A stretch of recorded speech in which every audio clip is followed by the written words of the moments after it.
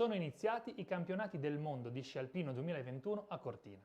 O più semplicemente sono iniziati i mondiali, come li chiamiamo tutti, con un nome con cui tutti abbiamo imparato ad aspettarli nei lunghi mesi di attesa che hanno anticipato questo momento storico. È difficile dare un ordine ai pensieri, anche perché forse i pensieri sono tanti, troppi, ma sono anche frutto dell'incredibile sforzo organizzativo che c'è dietro un'edizione che sarà storica a prescindere, perché il momento che stiamo vivendo tutti lo impone e lo richiede. Abbiamo deciso quindi di iniziare il nostro percorso con il Diario dei Mondiali, una pillola di storytelling quotidiana presentata da Telepass e che ci accompagnerà tutti i giorni, nel tentativo di rivivere le emozioni di una giornata che volge al termine e di cominciare anche a pregustarci insieme quello che sarà il racconto dell'indomani. Una finestra sui mondiali di Cortina 2021, che noi vi porteremo a domicilio, dallo studio di Casa Veneto, per fare di questo grande evento anche un racconto evocativo. Sulla gara, certo, una gara che oggi ha riservato sorprese ed emozioni e su cui torneremo a parlare più tardi, in compagnia anche di qualche ospite, per entrare nel dettaglio tecnico ed emotivo della prima giornata di gare. La combinata femminile ha rotto il ghiaccio e aperto le danze. Ma ora, invece, vi andiamo a presentare questo spazio, che è Casa Veneto, uno dei tantissimi strumenti messi a disposizione dagli appassionati per non perdersi nulla, ma proprio nulla, dei mondiali casalinghi e per fare anche un deep dive nelle curiosità, nelle storie e nelle gare che in queste 2 settimane andremo a vivere sempre con l'adrenalina a 1000. Questo quindi è Studio Cortina 2021 e ogni giorno noi ci terremo compagnia per oltre un'ora, in un format articolato che ci permetterà di non spezzare mai, neppure per un minuto, il filo che ci lega agli eventi della pista. E il giorno 1, prima di essere stato un giorno di gare, è stato un giorno storico, nel quale possiamo dire di aver assistito ad un antipasto gustoso dei piatti che ci verranno serviti nelle prossime giornate. Prima di tutto, la cerimonia. La cerimonia di apertura è stata un momento di quelli da ricordare, come sono sempre le cerimonie, ma carica anche di significati ulteriori, scorie di mesi difficili nei quali tutti abbiamo sperimentato dubbi e paure. Il risultato proposto durante la cerimonia è stato un racconto di speranza e di rinascita, in cui Cortina diventa la locomotiva di un sistema che riparte e che decide di continuare a guardare avanti. Dalla storica, bellissima edizione delle Olimpiadi del 1956, a proposito, vi invito, quando avremo finito il nostro streaming, di andare a cercarvi su YouTube il film che racconta quella edizione. È uno specchio su un'Italia diversa, antica, poetica, mette veramente i brividi. Comunque, dicevamo, a oggi, dopo 4 candidature fallite, a frustrare la voglia di riportare sull'Olimpia delle Tofane una grande kermesse eridata. Ma era solo questione di tempo e essere riusciti a riportare qui i mondiali ha significato fare la quadratura di un cerchio di portata storica.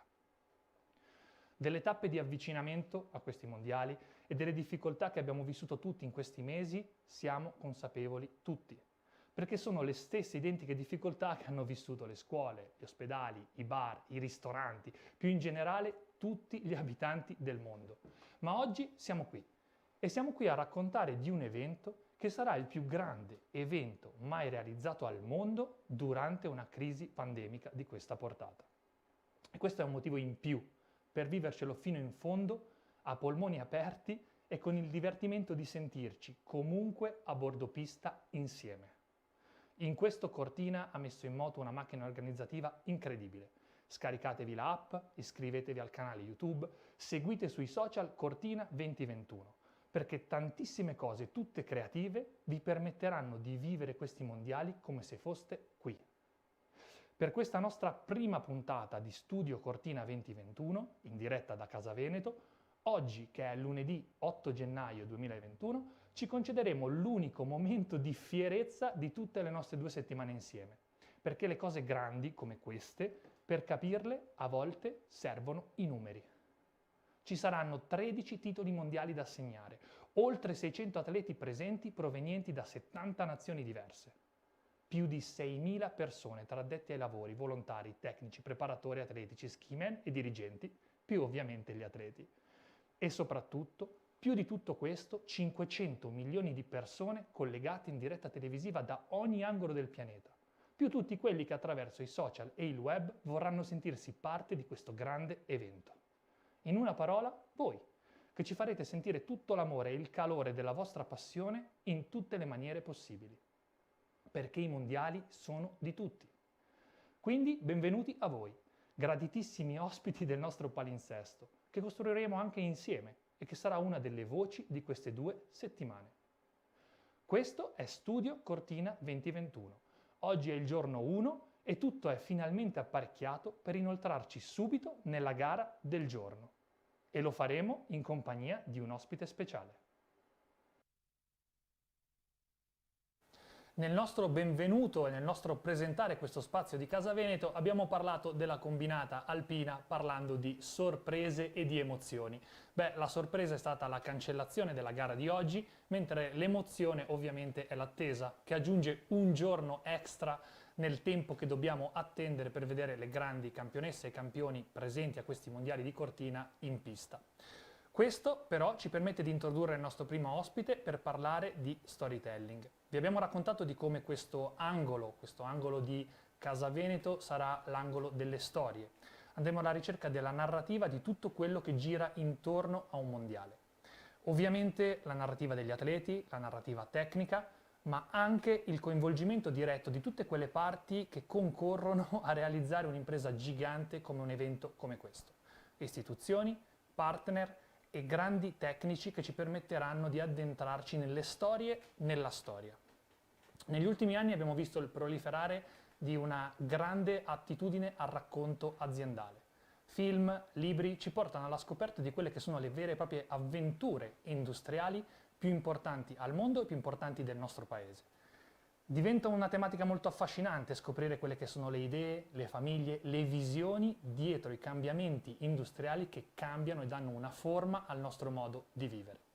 Per farlo cominciamo con un ospite, Gabriele Benedetto, amministratore delegato di Telepass, che è presenting sponsor dei mondiali, e non potevamo che partire da Telepass per cominciare questo nostro viaggio all'interno della narrativa legata al mondo aziendale. Benvenuto Gabriele. Grazie Jacopo. Cominciamo questo viaggio a 360 gradi dentro la narrativa aziendale e soprattutto al binomio sport e impresa. Rompiamo il ghiaccio, come è stato fatto ieri, con la cerimonia che concretizza tutto quello che è stata la visione. Ieri è stata emozionante, nonostante il tempo fosse un po' avverso, abbiamo avuto l'occasione di vedere quello che è stato il frutto di un'organizzazione lunga e complicata non solo per chi ha lavorato sul campo, ma anche per le aziende che citavi prima, no? Che hanno sostenuto questa iniziativa, che non si sono tirate indietro, hanno fatto squadra con tutta l'organizzazione, con tutto l'apparato pubblico, con la regione, per arrivare a quello che è stato poi il grande evento di ieri. E noi come Telepass abbiamo provato, rubo le tue parole di prima forse, a trovare una quadratura, un cerchio storico dei nostri 30 anni di esperienza, visto che ci avviciniamo a un nuovo mondo. Quando si parla di aziende grandi, importanti, ci sono sempre dei processi decisionali, immagino, complicati. Quali sono stati i passi che vi hanno portato a vedere nello sport, in particolare in Cortina, un possibile asset, proprio un match valoriale per dire questo ci piace, ci rappresenta? Guarda, 2 anni fa noi eravamo partiti con un'idea, portare il Telepass in montagna. Mi spiego, chi va a sciare usa tendenzialmente i nostri servizi, la strada per arrivarci, il nostro servizio storico. Poi ci siamo resi conto che quando si arrivava in montagna si viveva un problema, cioè questo ski pass era frammentato in ogni comprensorio con le proprie regole, con la propria tariffa e quant'altro. E allora abbiamo detto no, ma creiamo un'esperienza Telepass. Sai, oggi Telepass quando viaggi per strada, entri a Milano, esci a Roma, noi paghiamo la strada, i proprietari della strada sono 26, le concessionarie autostradali. I comprensori sono tantissimi. E allora abbiamo detto iniziamo a lavorare su uno ski pass che possa aprire i gate, i tornelli dovunque.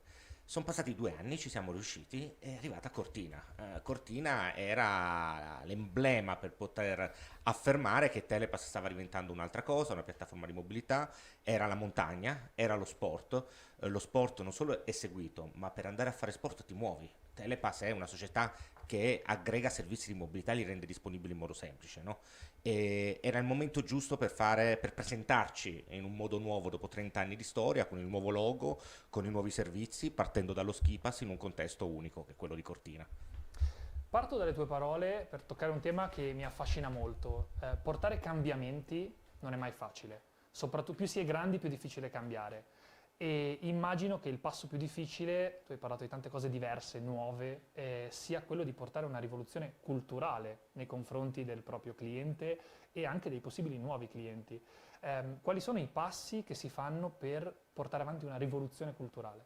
Guarda, nel caso di un'azienda che ha 30 anni di storia, quindi non è proprio una startup da un certo punto di vista, è stato fondamentale cambiare quello che è chiamiamo il mindset, la testa dei miei colleghi, perché io sono arrivato nel 2016, avevo un'azienda che aveva un profondo orgoglio del successo di un solo servizio, che era quello dell'autostrada.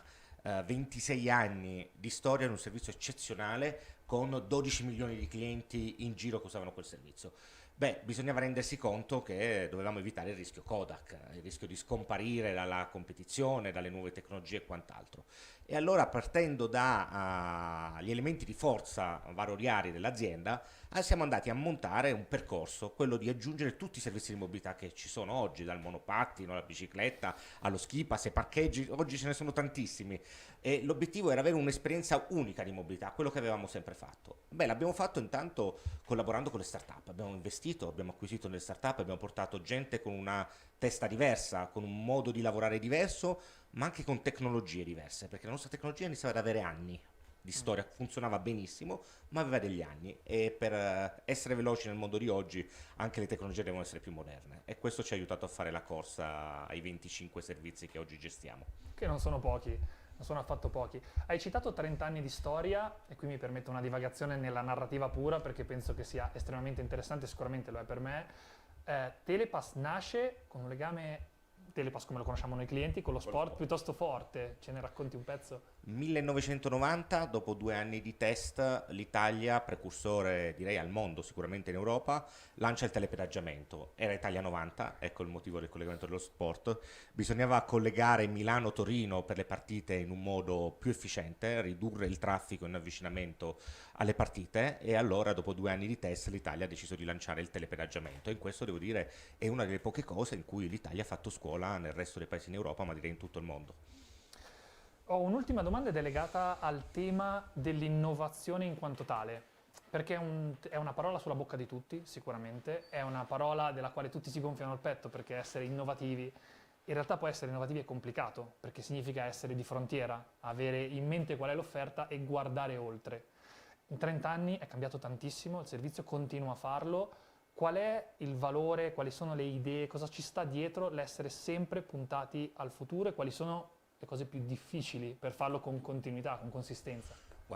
Guarda, io dico sempre al mio team che la passione e dedizione sono fondamentali per portare avanti la nostra storia nel futuro, però dobbiamo essere innovativi, lo citavi giustamente tu prima. Per essere innovativi quello che oggi noi in Telepass proviamo a fare è osare anche di sbagliare, no? Osare lanciare qualcosa quando è pronto all'80%, ma poi dobbiamo essere velocissimi a sistemare quel 20% che manca, perché quando sei sul largo pubblico il rischio di boomerang reputazionale può essere molto elevato. Allora cerchiamo di essere innovativi nel testare. Dopo questo 80% di readiness, di prontezza nel lancio di un nuovo servizio, tutti pancia a terra ad aggiustare quell'ultimo miglio, altrimenti non arrivi mai. Grazie mille, Grazie a te, Jacopo. ringraziamo Gabriele Benedetto, amministratore delegato di Telepass, che è presenting sponsor di questi mondiali e ha inaugurato tutto il nostro percorso di storytelling aziendale che porteremo avanti all'interno di questo spazio in Casa Veneto. Gli ospiti e le sorprese non sono finite perché all'interno di un evento di questa magnitudine, oltre ai partner, ci sono anche le istituzioni che lavorano a fianco con i partner, a fianco di fondazione, per andare a creare un ambiente sempre il più possibile funzionale e comunicante, fatto di vasi comunicanti. Abbiamo un secondo ospite che è Maria Elena Rossi, direttore marketing di ENIT, l'Ente Nazionale per il Turismo. Benvenuta. Grazie e buonasera a tutti. Allora, parliamo di storia di istituzioni, in questo caso istituzioni anche centenarie, che hanno a che fare, che sono player fondamentali per la promozione delle bellezze che abbiamo nel nostro paese. Che ruolo ha un evento di questa magnitudine per una città piccola, ma che di per sé è già un gioiello del mondo? Ma è fondamentale soprattutto in questa fase storica che è unica e che vede fortemente impattato il turismo, il nostro modo di vivere.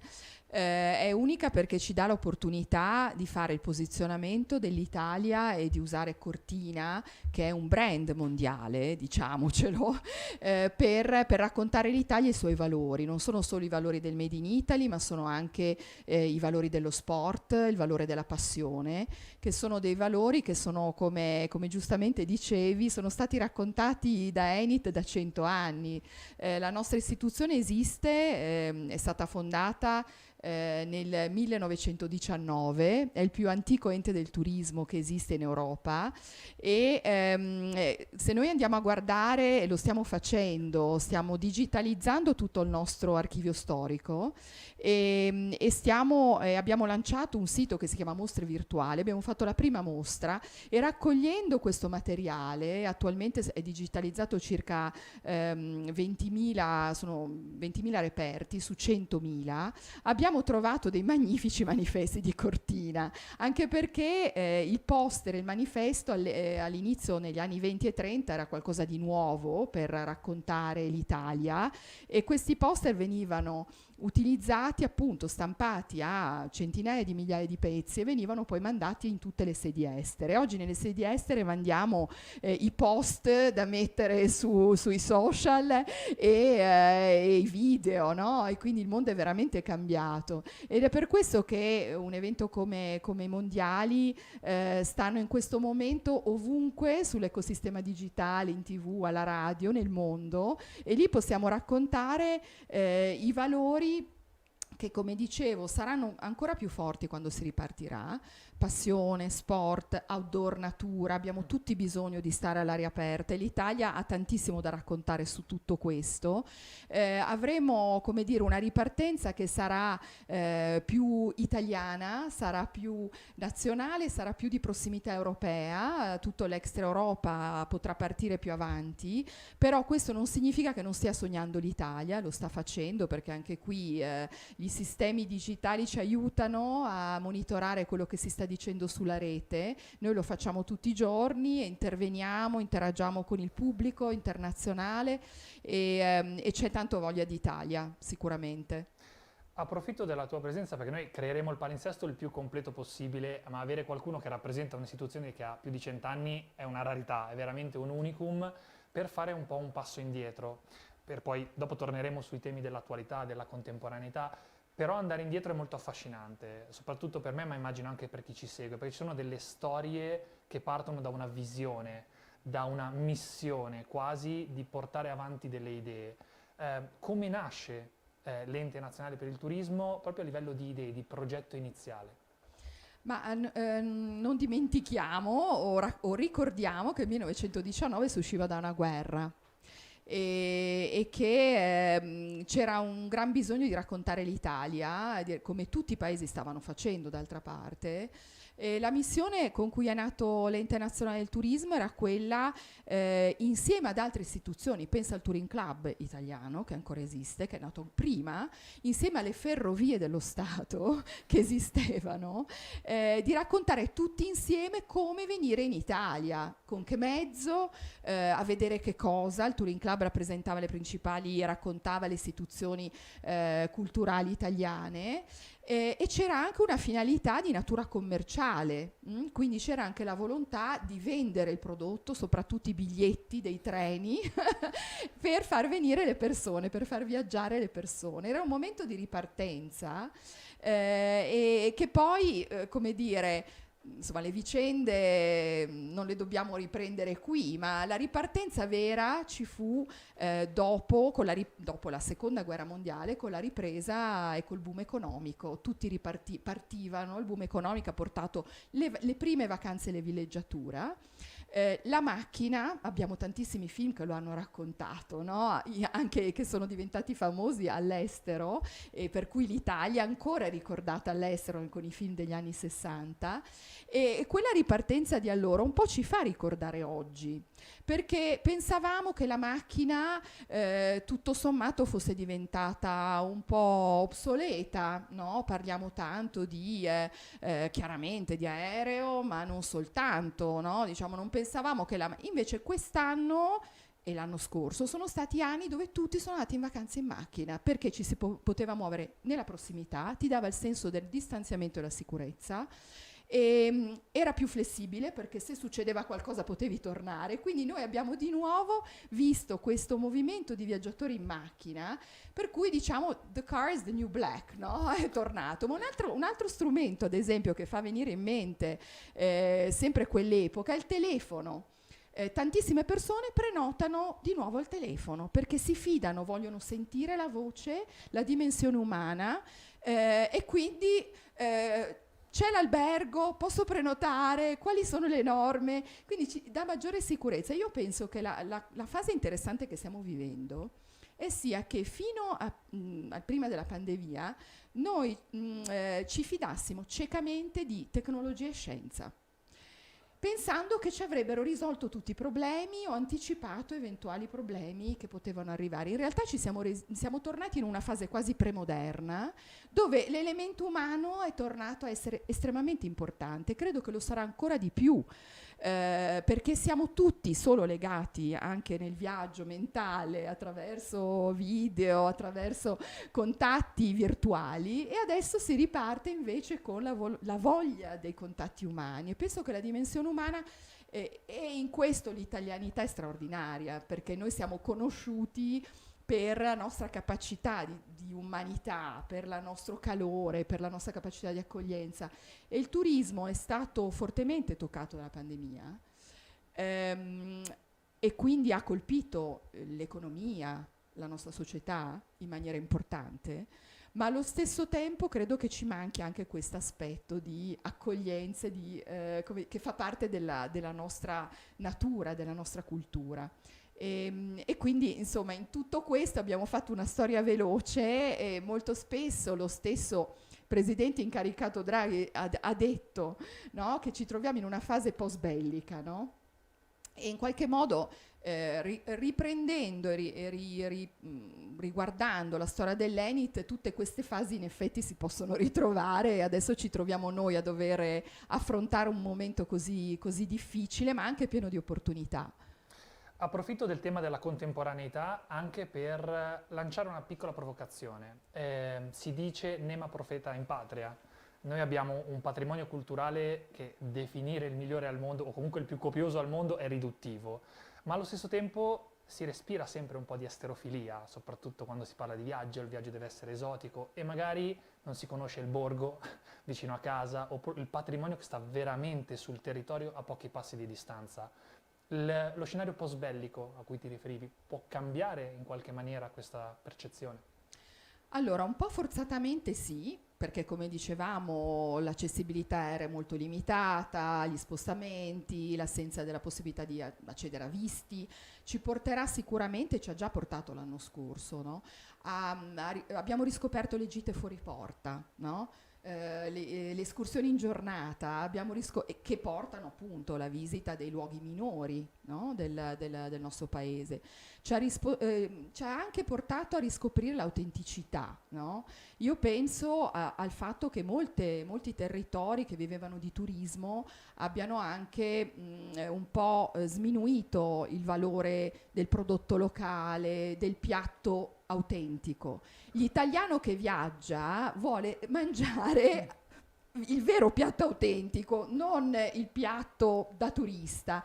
E questa riscoperta dell'autenticità io credo veramente che sarà un valore per noi, ma anche per i turisti quando torneranno. E un altro aspetto credo estremamente importante è che anche nel turismo abbiamo sempre messo in contrapposizione i grandi centri, no? Turistici, culturali, Venezia, Firenze, Roma stessa, in contrapposizione col borgo, con i luoghi più remoti e meno conosciuti. Credo che questa contrapposizione sia di fatto superata, o che debba comunque essere superata anche grazie a nuove infrastrutture. Cioè il rapporto centro-periferia deve cambiare completamente, perché di fatto abbiamo capito che c'è una maggiore necessità di connessione tra centro e periferia, e questo vale anche nelle grandi città, ma vale anche rispetto appunto ai centri minori. È un nuovo rapporto, perché le grandi città hanno capito, i grandi anche centri artistici e culturali hanno capito che hanno bisogno dei centri minori e viceversa, no? E in questo senso credo che la valorizzazione in un'ottica più autentica e sicuramente più sostenibile sia uno dei temi più importanti che ci troviamo ad affrontare in questa contemporaneità.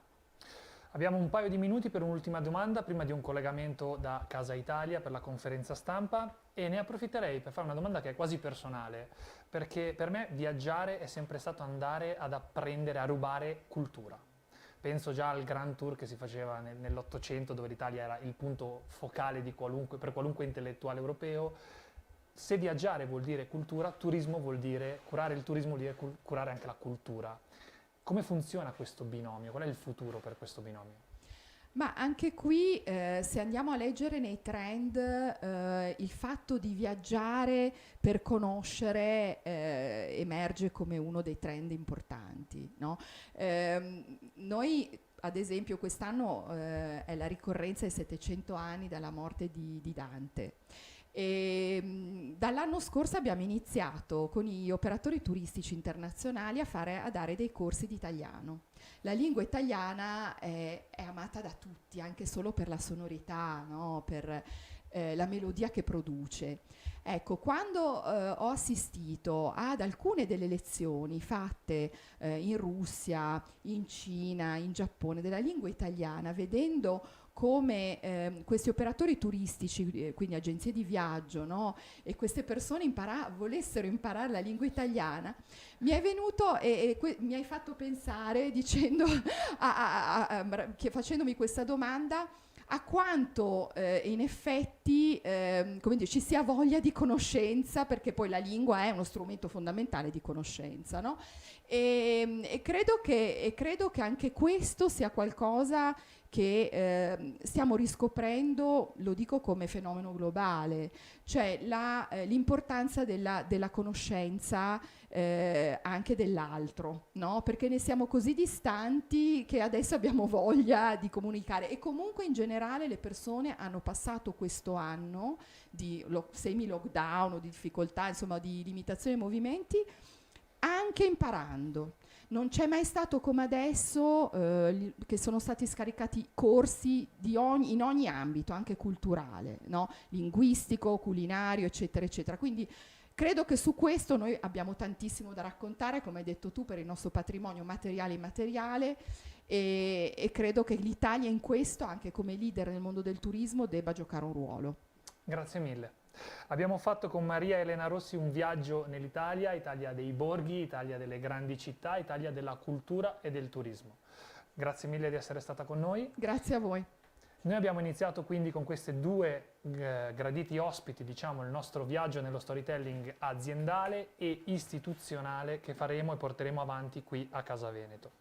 Le sorprese però non sono finite, perché adesso ci avviamo ad avere un collegamento con Casa Italia, dove potremo assistere in diretta streaming all'apertura di Casa Italia Fisi Collection in una conferenza stampa veramente ricca. Avremo Flavio Roda, il presidente Fisi, Giovanni Malagò, il presidente del CONI, Vito Cozzoli, presidente di Sport e Salute, e Carlo Mornati, segretario generale del CONI.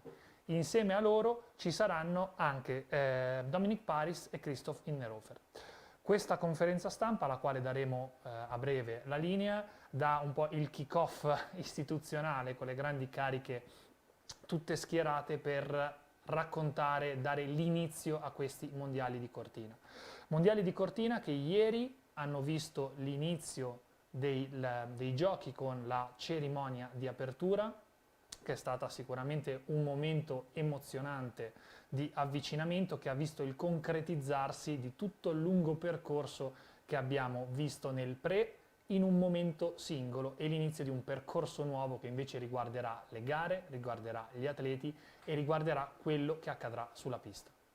Tanti momenti da ricordare, sicuramente il canto a squarciagola di Gianna Nannini, ma anche, e pieno e denso di significati, è stato anche il collegamento della canzone futura di Lucio Dalla, che è stata riproposta in questo momento così difficile e complesso. Siamo sempre in attesa, ovviamente, di avere il nostro collegamento da Casa Italia per la conferenza stampa. Nel frattempo vi ricordiamo che oggi era in programma la combinata alpina femminile, ma che le ultime 48 ore hanno visto una copiosissima nevicata abbattersi su Cortina, una nevicata che è riuscita a rendere assolutamente suggestiva la cerimonia d'apertura, una nevicata che ha trasformato ancora di più, se possibile, la bellezza di questa città che adesso è coperta da veramente metri di neve, ma che ha anche messo in difficoltà gli addetti alle piste e tutti i lisciatori nel creare e nel dare lo spazio alle atlete di fare la combinata di oggi. Combinata quindi cancellata, e l'appuntamento con le prime gare che assegneranno le prime domande, le prime medaglie, saranno invece domani. Domani ci attende un doppio appuntamento, quindi avvio ritardato ma avvio col botto, perché avremo non una ma bensì 2 gare, i 2 Super G. 2 Super G che assegneranno quindi 6 medaglie, le prime 6 medaglie dei mondiali di Cortina e le prime 6 medaglie della velocità. Tanti ovviamente quelli che possono ambire a queste medaglie, e più tardi, dopo la conferenza stampa, entreremo nello specifico dei possibili candidati. Ora però è giunto il momento, quindi possiamo dare la linea a Casa Italia e darvi il benvenuto con la nuova conferenza stampa che inaugura questi mondiali di Cortina.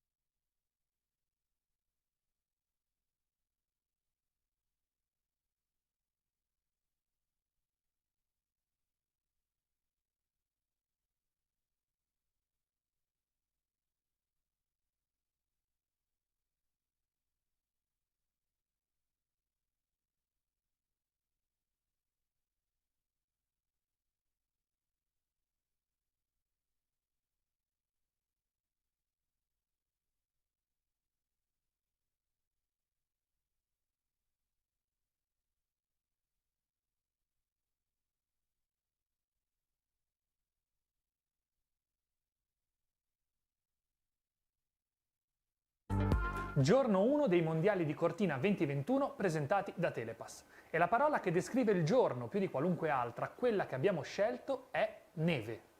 Neve, bianca, abbondante e soprattutto fresca.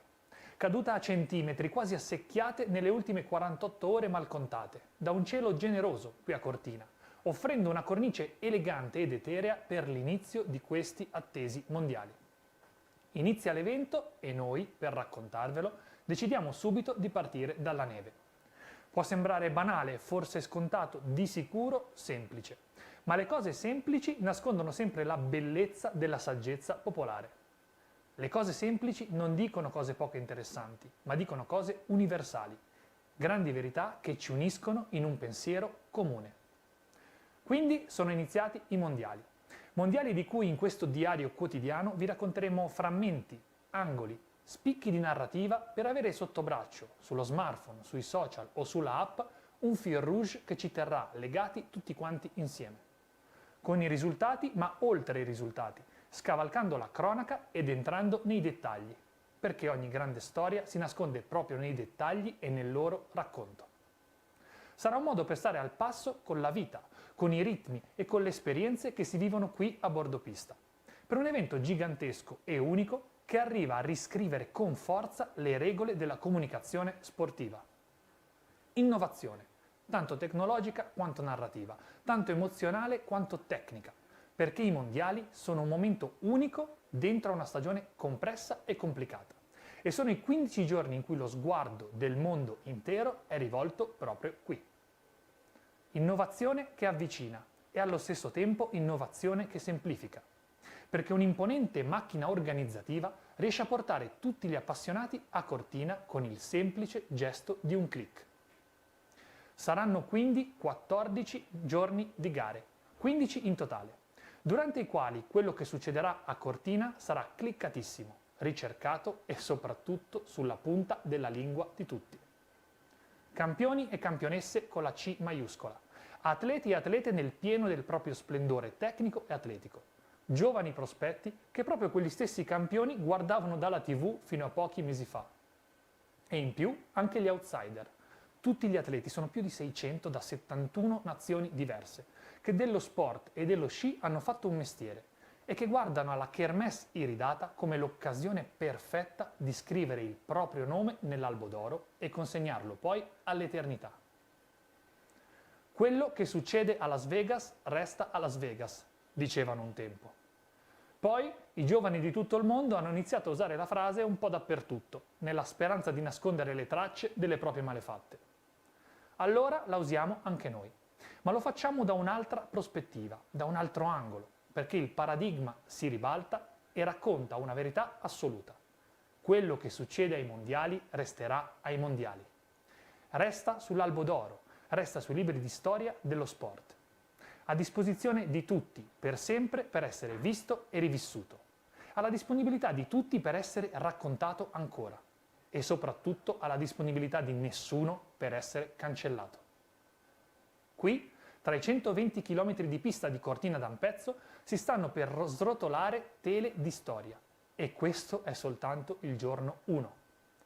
Giorno 1 che in realtà è il giorno 2.0, perché 24 ore fa il kick-off di questa avventura imponente, il compito di rompere il ghiaccio, è stato affidato alla cerimonia di apertura, che da sempre è il biglietto da visita di un intero evento.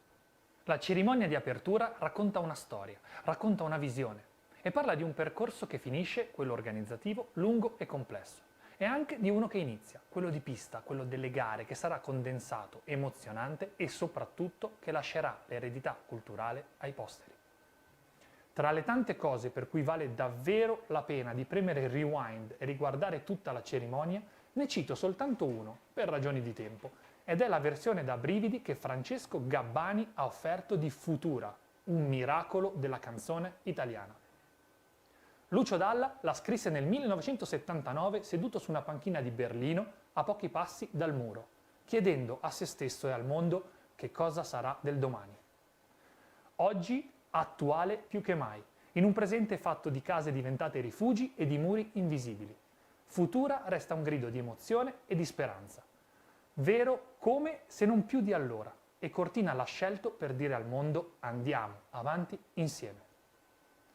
Oggi è iniziato il programma di gare, un programma che in realtà si è già preso un piccolo ritardo scenico, quasi come il quarto d'ora accademico, con la combinata femminile cancellata per ragioni di meteo. Parleremo tantissimo di gare e di sport. E allora chiudiamo questo primo appuntamento con il nostro diario portandovi in un mini tour dall'interno della città e dell'organizzazione intera. Eventi così grandi lasciano senza fiato. Sembra quasi un formicaio in perfetta e piena funzione.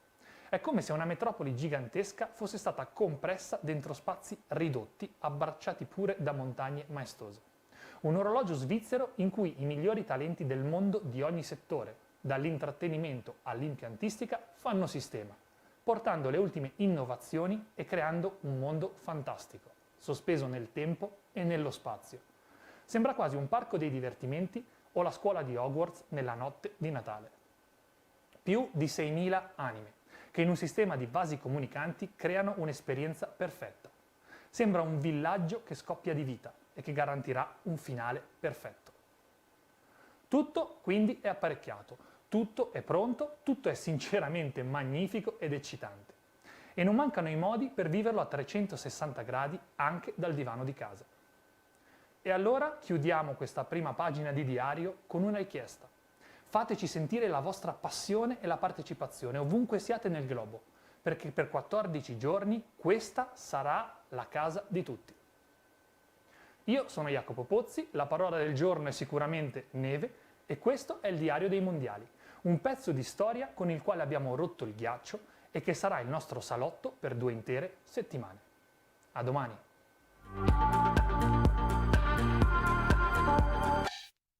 A causa di un problema tecnico non siamo stati in grado purtroppo di collegarci con Casa Italia e questo ci ha permesso però di riprendere il nostro palinsesto.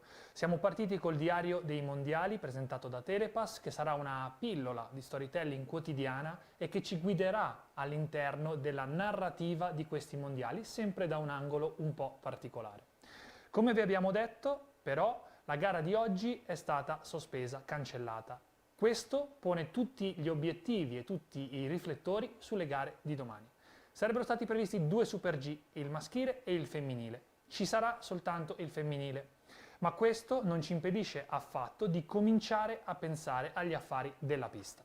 Per questo ora andremo a scoprire insieme, una disciplina alla volta, quelli che sono i favoriti e che cosa dobbiamo aspettarci dalle gare di Cortina 2021.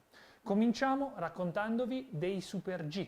Quindi andiamo a vedere insieme che cosa ci attende in pista per i Super G che vedremo qui ai Mondiali di Cortina 2021, maschile e femminile.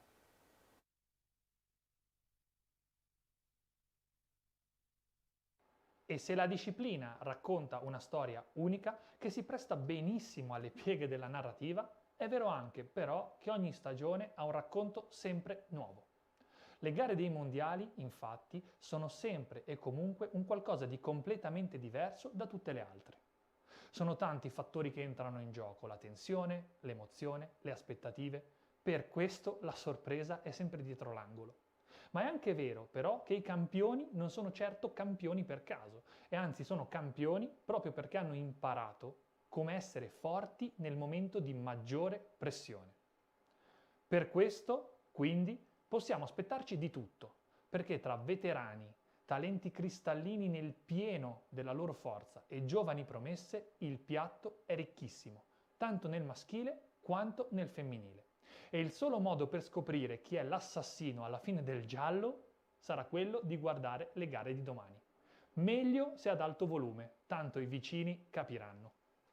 Partiamo quindi dalla gara femminile.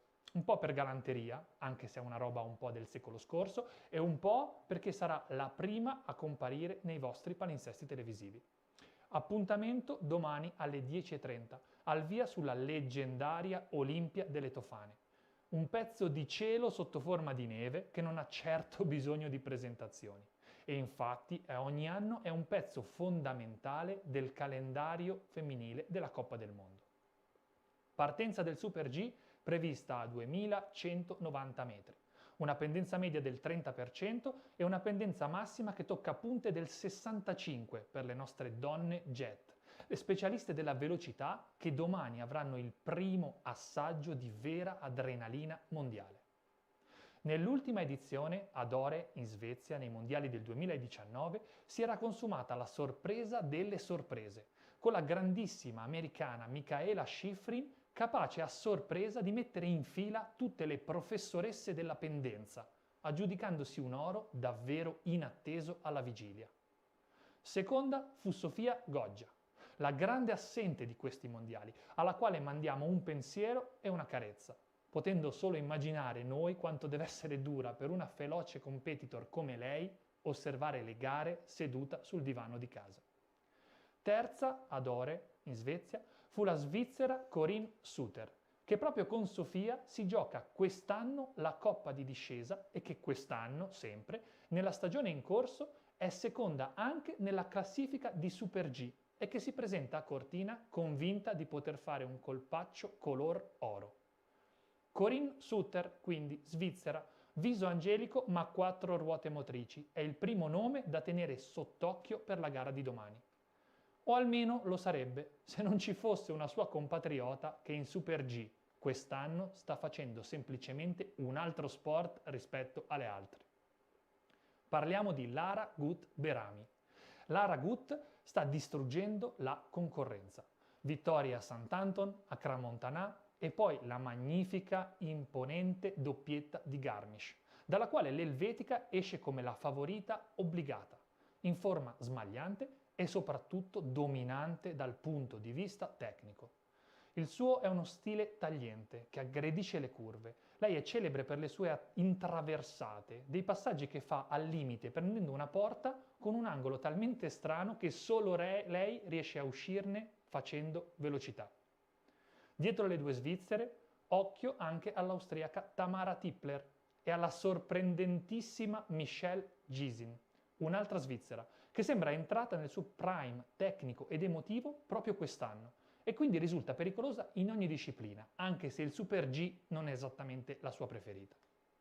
Le nostre italiane sono lì, costantemente in zona podio e l'Olimpia delle Tofane potrebbe diventare l'alleata giusta che fa fare loro il salto di qualità per un podio.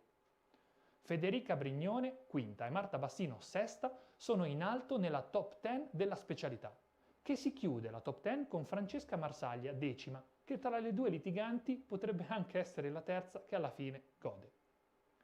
Ci saranno poi anche le due regine domani al via, Petra Vlhova e Mikaela Shiffrin, i nomi forse più caldi del circuito, anzi i nomi più caldi sempre del circuito per via del loro incredibile talento.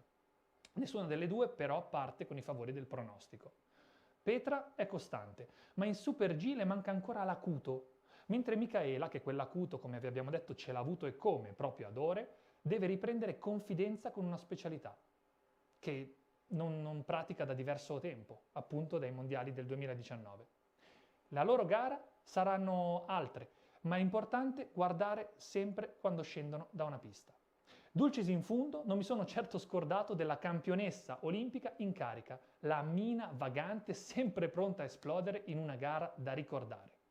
Ester Ledecka, campionessa unica, capace di vincere 2 ori olimpici in 2 sport diversi, non in 2 discipline, proprio in 2 sport, lo snowboard e il Super G, una specialità che da sempre la vede nel mazzo delle favorite.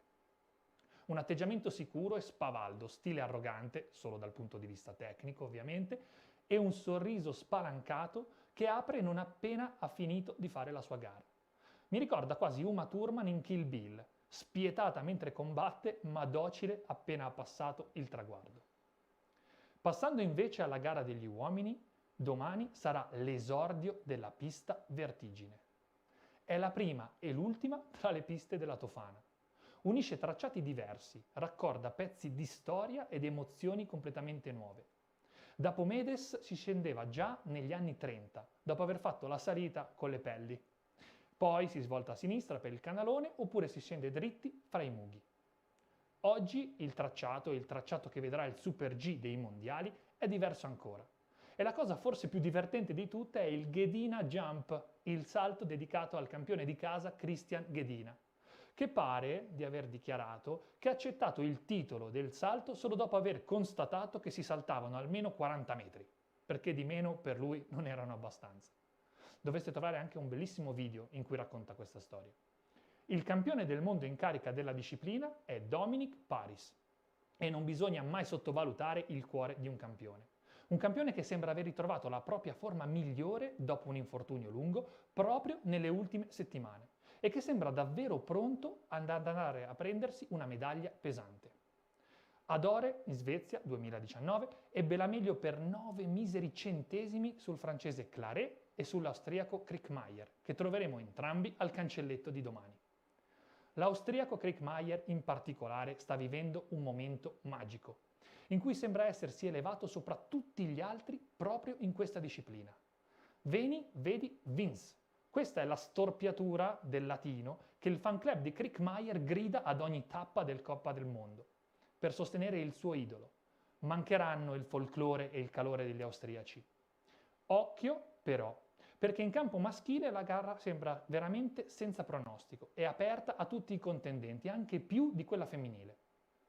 All'appello mancherà Alexander Omod Kilde, norvegese, il vincitore della Coppa del Mondo Overall dell'anno scorso e un grande interprete della disciplina veloce. Secondo grande assente dopo Sofia e un amico di Cortina a cui auguriamo un arrivederci. Nonostante la sua assenza, però, c'è solo l'imbarazzo della scelta per scegliere il vostro favorito. Partiamo da Matthias, detto Mötel-Mayer, austriaco come Kriechmayr, tecnico quanto lui, forse ancora più veloce sulle piste dure, sicuramente uno dei candidati forti per un podio finale.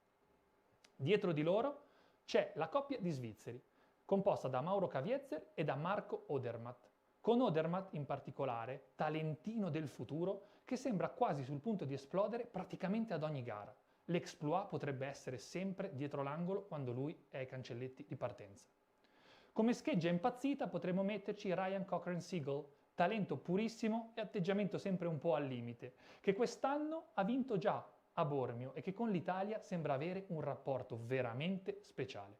Non sempre azzecca la giornata, chiaro, ma quando lo fa sono veramente dolori per tutti. Ma se proprio devo dire la mia, parafrasando i fratelli Coen in uno dei capolavori della cinematografia recente, secondo me domani Cortina sarà un paese per vecchi, perché all'orizzonte vedo la zampata possibile di 2 vecchi leoni che stanno fiutando il grande evento, ed è su di loro che metterei le mie 2 fish per provare a sbancare il botteghino. Shekil Jansrud e Christoph Innerhofer, teneteli d'occhio domani. Norvegese il primo e ovviamente un grande azzurro il secondo. Hanno entrambi la capacità di esaltarsi nel momento più atteso e soprattutto sanno dosare le energie mentali e fisiche per prendere tutti alla sprovvista quando si alza il livello. Ai mondiali di Åre nel 2019 Inner fu il primo deluso, il primo fuori dal podio, mentre invece Jansrud sbagliò completamente la gara che sembrava essere una di quelle alla sua portata. Domani però hanno una chance per stupire il mondo. Doppio appuntamento con la velocità domani, 10:30 con le donne, 13 gli uomini. E lo abbiamo capito, ci sarà decisamente da divertirsi.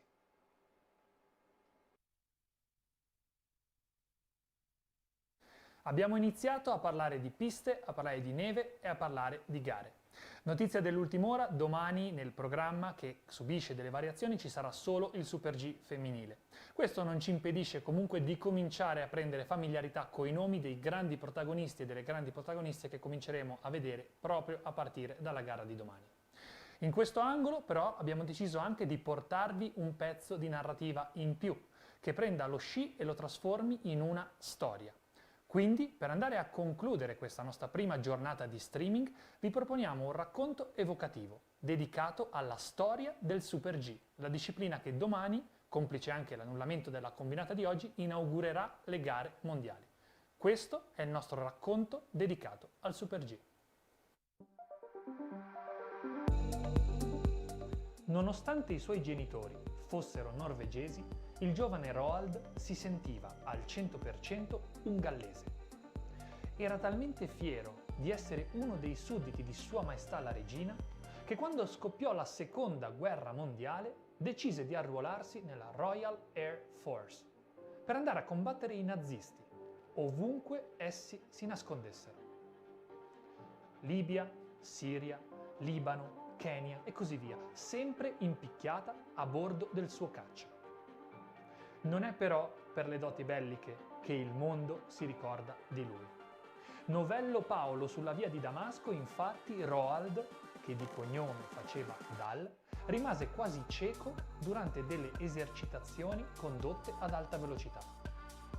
Venne poi scartato alla visita medica seguente e mise in atto, per nostra grandissima fortuna, il piano B: diventare uno scrittore. Narrativa per bambini, ad essere più precisi. Arte pura, ad essere più precisi ancora. Perché Roald Dahl ha scritto opere capaci di restare per sempre nella mente di grandi e piccini. Da La fabbrica di cioccolato al grande cult Sporcelli, la sua fantasia non conobbe confini e finì col regalare ai posteri, nel 1982, un potente manifesto ideologico: il grande gigante gentile. Il GGG, così amava essere chiamato, è diventato negli anni una delle fonti più autorevoli per chi cerca citazioni raffinate a cui guardare quando, nella vita, qualcosa ci appare troppo difficile oppure troppo complicato. Un sogno non ha bisogno di niente. Se è un buon sogno, aspetterà pazientemente che lo si liberi perché possa fare il suo lavoro. Se invece è un sogno cattivo, farà di tutto per cercare di scappare. Ecco, il Super G o Super Gigante è esattamente come il GGG. Anche lui, infatti, è nato negli anni '80, ma si porta appresso un sapere antico, figlio di quel che c'è stato prima di lui. È elegante, pieno di complessità, ma è anche potente, e se sbagli a calibrare qualche cosa, rischi subito di perderne il controllo. Ed infine, il Super G è anche saggio, perché solo chi sa mettere insieme l'istinto della linea e la forza della pendenza può padroneggiare appieno la disciplina. La prima Coppa del Mondo di Super G, con la relativa attesissima sfera di cristallo, venne assegnata solo nel 1986, molto dopo l'istituzione del Circo Bianco e a 30 anni esatti dalle Olimpiadi storiche di Cortina 1956. Nelle stagioni immediatamente precedenti al 1986 di questa nuovissima disciplina si erano fissati un paio di appuntamenti qua e là, ma in realtà senza mai troppa convinzione. Poi, infine e anche finalmente, si decise di salire fino a 6 gare e di prevedere così una coppa ad hoc per lei. In medio stat virtus, la virtù sta nel mezzo. Lo sapevano già i latini e se lo sapevano loro, allora lo sanno tutti quanti, perché l'Europa intera per un periodo parlò la lingua dei Cesari. Il Super G, quindi, è la virtù che sta nel mezzo. Perché? Si voleva da un lato ammansire quei picchi dei pazzi discesisti e offrire loro l'occasione di competere per una coppa, quella generale, che finiva sempre o quasi nelle mani degli specialisti delle discipline tecniche. Di contro, si voleva anche offrire proprio a quest'ultimi un passaggio intermedio con cui approcciarsi alla velocità pura dei discesisti. Più roba per tutti, insomma, tanto per gli esperti delle discipline veloci quanto per quelli delle discipline tecniche. Non stupisce, quindi, che l'albo d'oro della Coppa del Mondo di Supergigante sia infarcito di eleganti equilibristi. Campioni e campionesse capaci di trovare il ritmo giusto, che unisce forza ed eleganza, sotto al minimo comune denominatore della consistenza. Pirmin Zurbriggen, per esempio, fece della consistenza uno stile di vita. Svizzero, anzi potremmo dire svizzerissimo, per via di un ciuffo biondo, degli occhi azzurri e di un'imponente mascella squadrata. Lo svizzero tipico. Zurbriggen è stato uno dei dominatori dell'ultimo quarto del secolo scorso, nel quale si è portato a casa la bellezza di 4 coppe di classifica generale overall. Nessuna di queste più dolce, forse, di quella del 1988, quando, con soli 29 punti di differenza, piegò le resistenze del nostro Albertone nazionale, che mai, immaginiamo, avrebbe pensato di dover aspettare il 1995 per avere il suo momento di gloria. Una vittoria all'epoca valeva 25 punti e non 100 come oggi, ma quello restò lo stesso un grande dispiacere per Alberto Tomba. Pirmin comunque era un metronomo, preciso, veloce, tecnico, ma con grandi doti di scorrevolezza. In una parola, era un grande polivalente. Il supergigante divenne un naturale territorio di caccia per lui ed infatti, forte anche della paura impressa dal suo caratteristico caschetto in total black, collezionò ben 4 titoli di specialità. Ne fu il primo grande interprete e dei suoi 83 podi complessivi in carriera, nessun'altra specialità può dire di avergliene portati quanti il Super G, con la bellezza di 23 podi. A voler essere più precisi ancora, Pirmin Zurbriggen non fu proprio il primo, perché quel titolo spetta ad un bavarese della Germania dell'Ovest, tale Markus Wassmeyer, che si aggiudicò la sfera di cristallo numero 1 nell'inverno del 1986. Fece giusto in tempo a comparire su un francobollo celebrativo paraguaiano del 1988, prima di avere poi un lunghissimo digiuno di vittorie. È meglio non interrogarsi sul triangolo amoroso tra i sudamericani, i francobolli e lo sci, perché qualunque sciatore degli anni 80 oppure 90 che si rispetti è finito affrancato su una qualche lettera in Paraguay.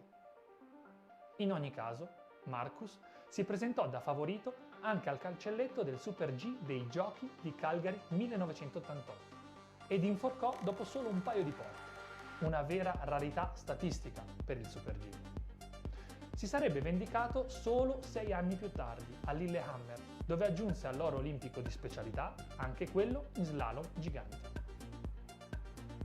E mentre il settore maschile, quindi, celebrava il grande regno di Zurbriggen, nel Super G femminile invece si assisteva al dominio di una francese sorprendente, Caroline Merle, 1,60 m per meno di 60 kg, minuta, minutissima, eppure capace di trovare in quella nuova specialità la dimensione perfetta per la propria sciata, che era molto esplosiva e piena di istinti. Capelli ricci e selvaggi, quasi da star della musica disco, occhi affusolati e sempre con una sottilissima riga di occhiaie per contorno.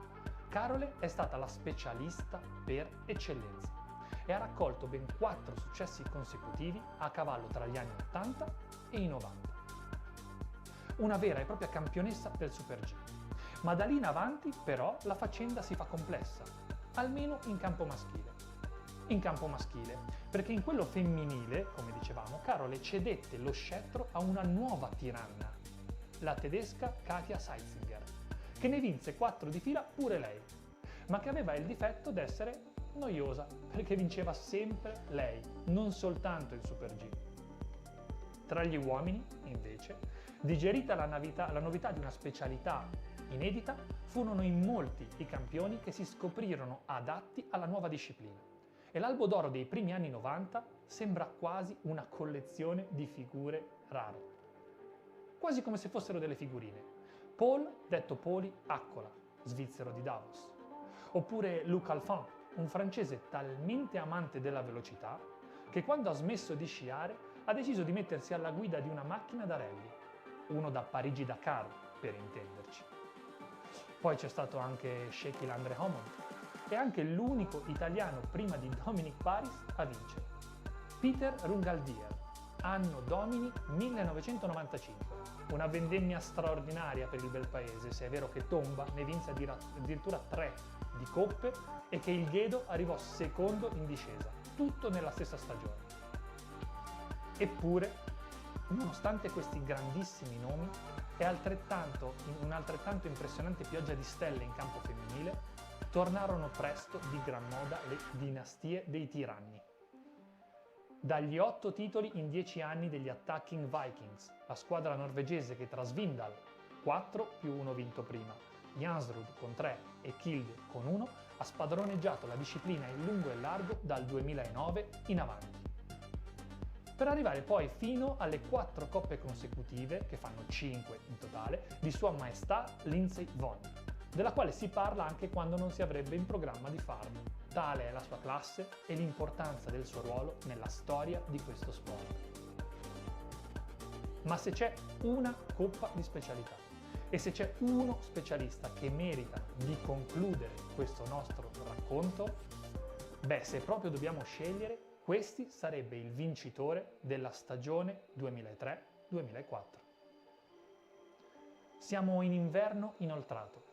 Le hit musicali del momento sono Yeah di Usher, mentre in Italia va forte Dragostea Dintei di Aiduci. E quale delle due fosse la tua preferita determinava, almeno parzialmente, a quale gruppo sociale tu appartenessi al momento.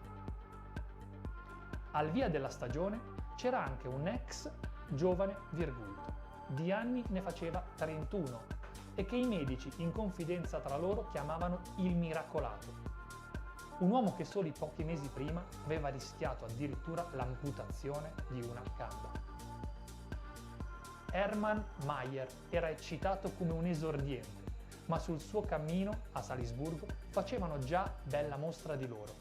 2 ori olimpici, 3 sfere di cristallo della Coppa Generale, 4 di Super G, 3 di gigante e 2 di discesa. Un mamma santissima dello sci. Il soprannome ufficiale dell'austriaco era Herminator, per citare la saga di hollywoodiana memoria.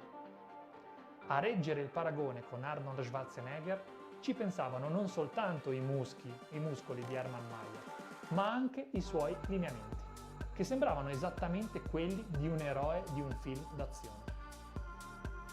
Nel 2001, mentre era all'apice della sua carriera, Mayer è stato investito dall'auto di un turista tedesco, che con una manovra non consentita ha travolto lui e la sua moto. Furono 7 ore di intervento, un trapianto di pelle e ci fu anche la concreta possibilità di perdere un'arto. Ma relegarono la carriera di uno dei più iconici sciatori di sempre nel retrobottega del cervello. Era diventata come un pensiero lontano, coperto di neve, al quale guardare unicamente come ispirazione, mentre si cercava in realtà di scalare di nuovo la vetta della normalità. Era stato il migliore di tutti con gli sci, ma per lui camminare sarebbe già stato un successo. Ma se il tuo intellettuale di riferimento è Terminator, ne hanno scritti e diretti 7, quindi scegliete voi quale, deve essere difficilissimo accettare di mollare. In un'analogia cosmica di riallenamento planetario, nella stagione 2003-2004 i supergiganti furono esattamente altrettanti. 7, esattamente come i film di Terminator. Hermann non scese mai dal podio, arrivando nell'ordine primo, secondo, terzo, secondo, primo, terzo, primo. 580 punti, quasi doppiato il secondo classificato, l'americano Darren Rovs. Quell'anno vinse anche la sua ultima Coppa del Mondo generale, chiudendo il cerchio con una carriera incredibile. Il supergigante è un territorio unico, dove per eccellere occorre trovare il giusto punto di equilibrio tra la follia e la tecnica. In molti prendono paura di fronte ad esso, ma se gli si parla con dolcezza è un attimo che si cheti e diventi buono come un GGG. Siamo arrivati alla fine della prima giornata di streaming. Purtroppo per problemi tecnici non siamo stati in grado di collegarci con Casa Italia, ma questo non ci ha impedito di cominciare a mostrare tutti gli elementi che ci accompagneranno per le prossime 2 settimane. Dal diario dei mondiali alle parti più tecniche, per concludere infine con ospiti e storytelling creati ad hoc per l'occasione. Da domani si comincia a fare sul serio con le gare e conseguentemente anche con gli ospiti che chiameremo per farci raccontare le sensazioni della pista e dal bordo pista di quello che è successo all'interno delle gare. Io vi ringrazio per essere stati con noi, vi invito a scaricare la app, a seguire i social, a guardare il canale YouTube, perché i mondiali di Cortina 2021 vivono su tutte queste piattaforme. A domani!